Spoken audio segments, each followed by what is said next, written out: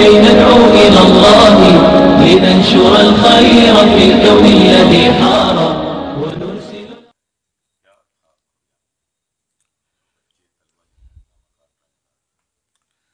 ایسا ہے کہ اس کی پوری وضاحت ہم نے دارالعلوم کی طرف سے دارالعلوم کے ویب سائٹ پہ ڈال دی ہے اور سوشل میڈیا میں بھی ڈال دی ہے، اخبارات کو بھی بھیج دی ہے پوری تفصیل، اور دارالعلوم کے اس سلسلے میں اصل موقف کیا ہے آفیشیلی وہ آپ اس میں دیکھ لیں گے۔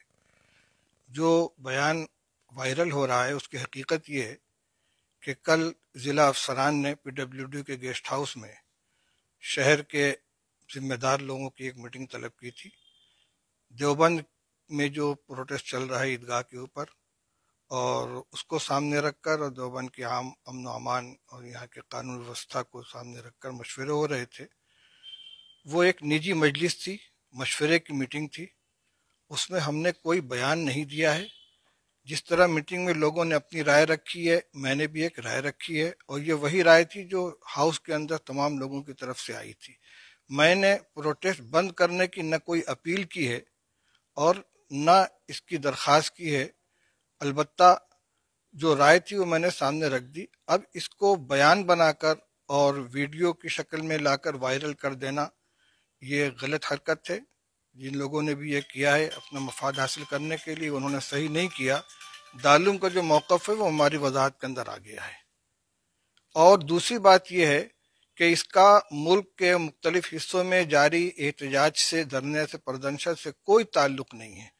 یہ صرف اور صرف دیوبند کے بارے میں مشورہ ہو رہا تھا اور اس میں لوگوں نے اپنی رائے رکھی ہے، اور ہماری جو رائے ہے وہ آپ کو ہماری وضاحتی بیان کے اندر مل جائے گی۔